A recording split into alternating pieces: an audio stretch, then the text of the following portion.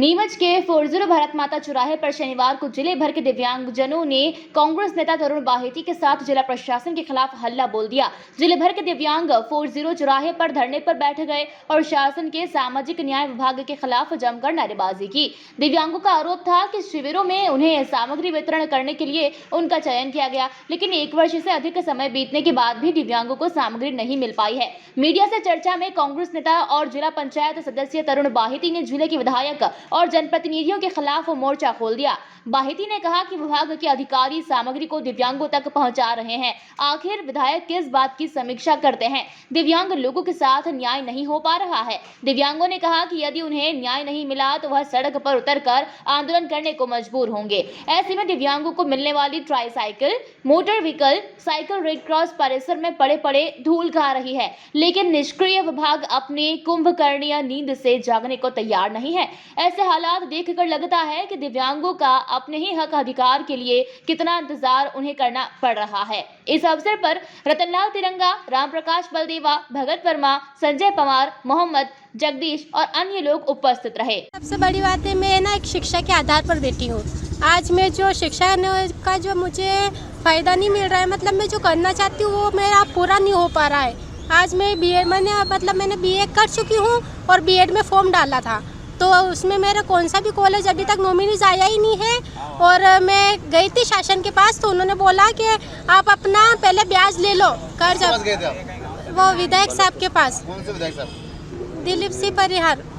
तो उनके पास गई तो उन्होंने बोला कि आप पहले अपना है ना ब्याज ले लो, कर्जा ले लो, ब्याज से पैसा उठाओ, उसके बाद हम जब आपका हो जाएगा एडमिशन वगैरह सब हो जाए, उसके बाद हम आपको शासन से कुछ दिला देंगे। आश्वासन दिया है, लेकिन अभी तो कुछ दिया नहीं है।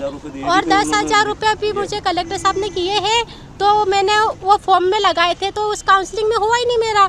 तो फिर उन्होंने बोला कि आप पढ़ाई जारी रखो। तो मैं एक देश की बेटी हूँ, मैं एक शिक्षा के आधार पर अपना भविष्य बनाना चाहती हूँ। मैं चाहती हूँ कि मैं अपने दिव्यांग भाई बहनों की सबकी मदद करूँ। तो अगर आज मेरे पास कुछ सपोर्ट होगा तो मैं अपने दिव्यांग भाई बहनों की मदद कर सकती हूँ। मैं पढ़ूंगी लिखूंगी कुछ बनूंगी ना, तो मैं अपने दिव्यांग भाई बहनों का सपोर्ट बनना चाहती हूँ। अपने माँ बाप का। आपने किस बात को लेकर कहाँ गए थे आप?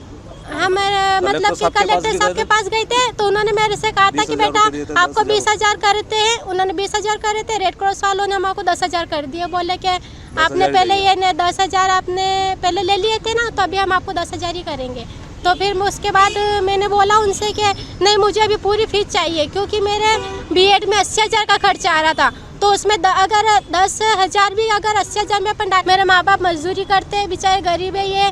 और हमारे को मुझे तो 9 साल हो गए ऐसे गड्ढे में गिरने के बाद। तो मैंने प्राइवेट करी, जो भी पढ़ाई करी प्राइवेट करी, और 10वीं से लेकर अभी तक मैंने प्राइवेट करी है। और मुझे ना कभी स्कॉलरशिप का फायदा भी नहीं मिला, कुछ भी नहीं। पहले 21 सूत्री कार्यक्रम को रैली निकाल के कलेक्टर महोदय को ज्ञापन सौंपा था, अभी तक उनकी कोई सुनवाई नहीं हुई। और पिछले 18 महीनों से दिव्यांगों को कोई व्यवस्था नहीं है रेड क्रॉस की ओर से। और दूर दूर से दिव्यांग भाई आते हैं, बड़ी मुश्किल से आते हैं, उनको टूल-मूल जवाब दे के वापस रिटर्न कर देते हैं। और 18 महीनों से कोई व्यवस्था नहीं हो। हम दिव्यांग लोगों को लेकर धरना प्रदर्शन करेंगे और काला दिवस मनाएंगे। देखिए, दिव्यांग लोग जो हैं जिले के आज सब इकट्ठित हुए हैं।